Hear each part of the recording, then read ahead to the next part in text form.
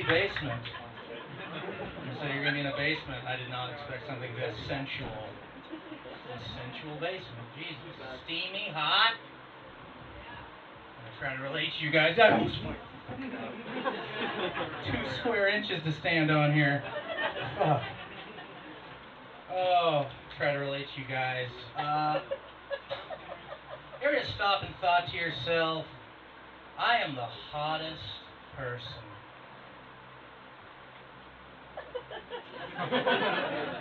In this Arby's.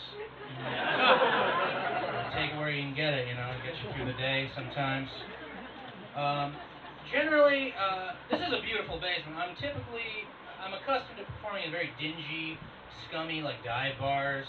And one of my favorite activities to do when I perform there is I like to go and I whisper motivational quotes through the glory holes. They can't handle you at your worst. They don't deserve you at your best. Come on, pal. Get through this together. One of my favorite places to perform has an 80s dance night after the comedy show. And this guy came up to me after the comedy show. He taps me on the shoulder and he goes, "Hey man, do you want to party 80s style?" Which is a huge yes. Holy God, yes. So we both reach into our jacket pockets at the same time. He pulls out a little baggie of cocaine. I'm holding onto a VHS tape of Ghostbusters.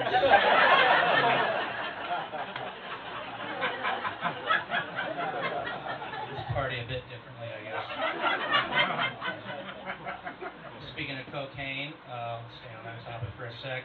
I got a game show idea for you guys, and it involves cocaine. There'll be trivia contestants battling it out, answering questions pertaining to the 80s in order to win an ounce of cocaine. And I want to call it, Whose Line Is It Anyway? Are you on board? Yeah. That'd be good. Make some money. Because comedy typically is not lucrative. We're in a basement. We're not making a lot of money.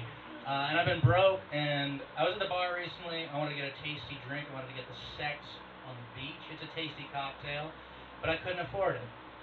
So I'd ask the bartender to make me a rim job on the bus.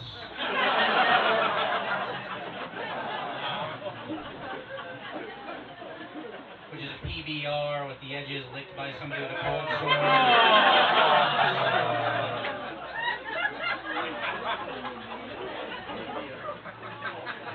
It's nasty, but it gets the job done.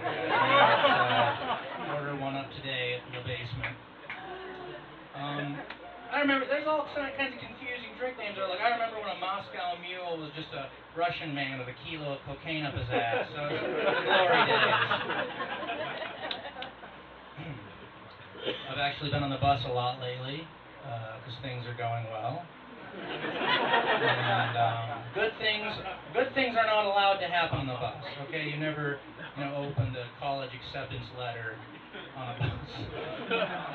And this was no exception. This guy, I'm sitting on a bus. There's many, many open seats. This lady sits down next to me. There's many, many open seats, which is already off-putting. And she's got her purse on her lap. And all of a sudden, she just opens up her purse and hawks a gigantic loogie into the purse. It's like guttural, throat-clearing, breakfast, lunch, and dinner loogie. Like, you could smell this thing. It was awful. But goddamn did I want to look in that purse. I was like, is that strictly a spit purse you got there? Or you lugging around things that need to be spit on, She's just carrying around a bunch of old baseball mitts and penises. Like, what the hell?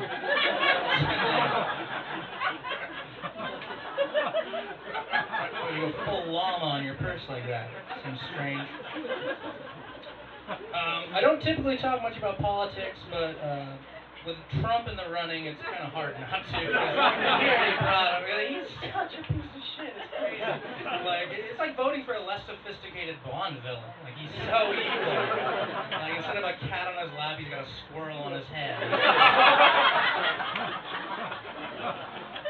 And he said so many crazy racist things about Mexicans. And I believe I know why he hates Mexicans. Because most of them have lush, beautiful, natural hair. Got all the money in the world, he can't even get a plausible hairpiece on this thing. But I don't hate all the people running in the Republican Party. Like, I don't hate Jeb Bush, you know. I think he'd make like a kick-ass like Applebee's regional manager. Perfect for the guy. Give him that gig. He's probably making some sweet dough there, you know. There's been a lot of shark attacks lately in the news. Has anyone seen this? Like down in Santa Cruz at least, there's a lot of sharks out and about, and like, I think I understand why they're getting more rough. Shark Week, okay?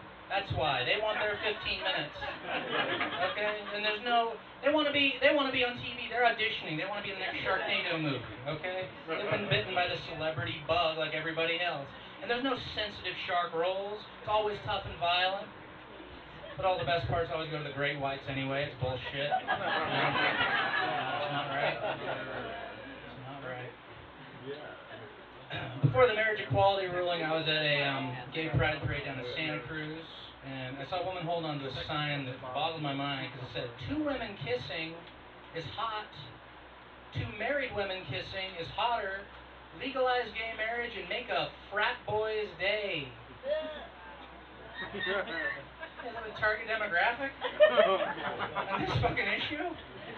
Were there a lot of frat guys at parties who were like, oh, shit, dude, do you see those 2 chicks making out of that? That is hot.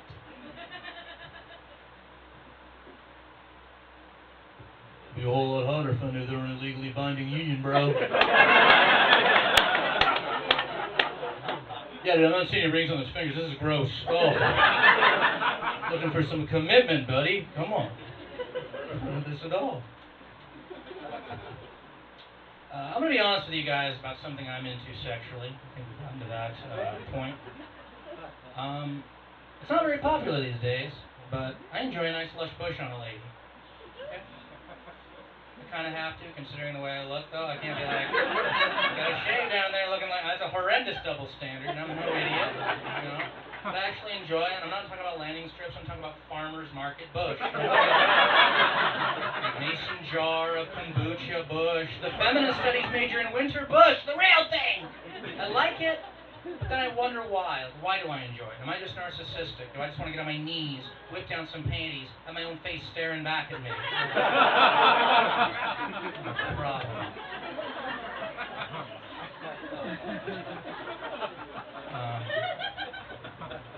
I have a tradition in my life.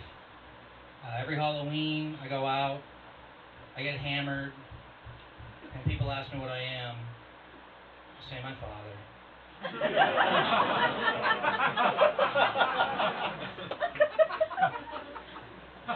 I have to dress up like a can of Miller High Life just so that he'll hold me.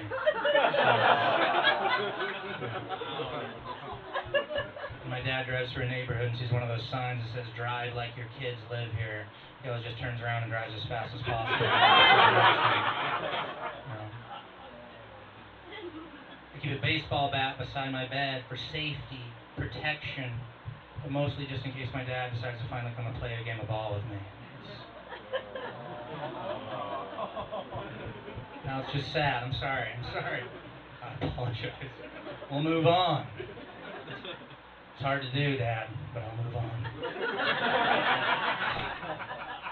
I saw a giant poster recently. It showed an older couple walking down a beautiful sandy beach somewhere. It was accompanied by the phrase, life begins at retirement. And I knew that was a retirement travel ad. I'd love to hear that argument in an abortion debate. Just think about that. It's like, life begins at conception. Pretty sure it begins at retirement, pal. Make it to retirement, then we can discuss the validity of your existence. Still, I'm skeptical, buddy. I got hit on recently, which I only mention because it does not happen frequently. And when it does, it's not by ladies generally. It's by large, burly gentlemen known as bears. I'm sure you've met. They're fine people. They're great. And that was this case. That's what happened here. This guy comes into my workplace. He's chatting me up for a little bit. Then he drops this one on me. He goes, "Hey, I'm staying over at the Best Western. How about you come by later? We can have some cookies and not jacuzzi."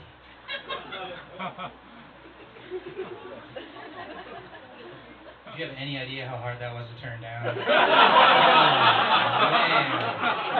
Doesn't that sound nice? Be the most comfortable, uncomfortable experience of my life. Like, if I didn't think you'd try and fuck me, I'd be totally on board. I almost want to say yes just so we did make a move. I could just be like, what?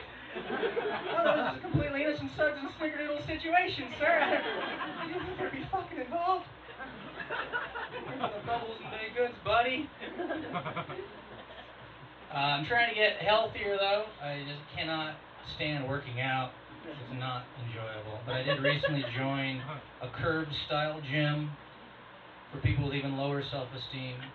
It's called Lumps. So that works. But when I was a kid, I used to eat so much healthier when I was a child. My favorite snacks were non-GMO. They were organic. They were boogers. I enjoyed them. And I made them. They were homemade. They're all natural. Okay? I'm so proud of myself for creating these treats. So in Santa Cruz is one of those towns where they always try and tout it up as like a wild, weird place. It's hippies and homeless people. It's not all that crazy. But when I first moved there, I did see something genuinely weird. And it was an advertisement in their local weekly zine, which is called The Good Times. And all this ad said was, do you like bowling? Do you value free speech? Well, then come on down to the Boardwalk Bowl. What the fuck is the connection? I wake up in the middle of the night, like, free speech, bowling, where do they intersect? But in that regard, it's an incredible ad because it made me want to go down and see what the hell was happening. Like, I expected to walk in, see like the KKK next to the Black Panthers. We got an amble on a lane next to the Boy Scouts. There's an Alcoholics Anonymous meeting going on. This is the most open-minded bowling alley I've ever seen, and I want to see more ads like that one that were just confusing and lured you in, you know? I just want to check the place out. Maybe something like, hey, do you like racquetball, swimming, weightlifting? Does Dr. Ryan Gosling make you question your sexuality? Well, then come on down to Gold's Gym. Hey, do you like organic meats, cheeses, and produce?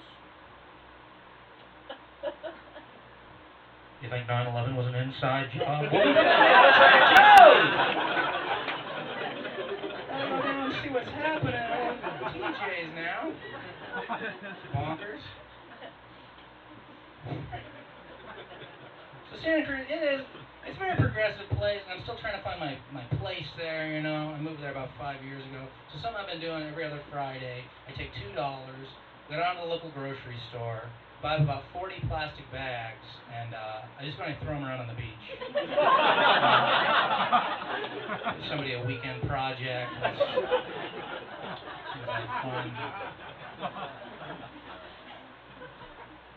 There's all sorts of bullshit in advertising, and I think I have an absolute favorite slogan that's just insane to me.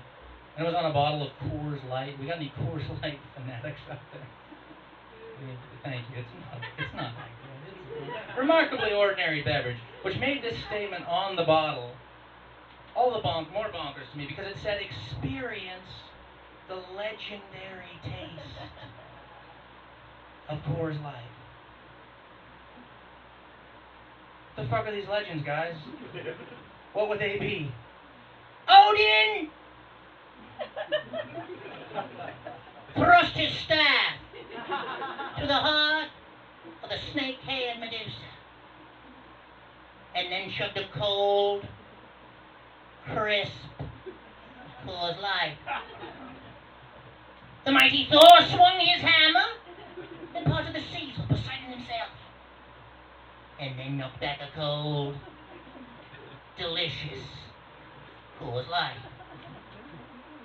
The Son of God, Jesus of Nazareth, attended a wedding party in Galilee. When their alcoholic libations had run dry, Christ performed his, dare I say, most refreshing miracle.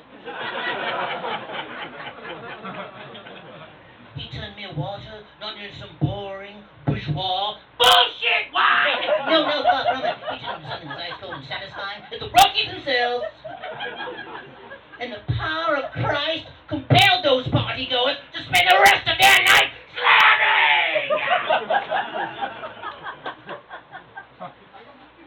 The cold,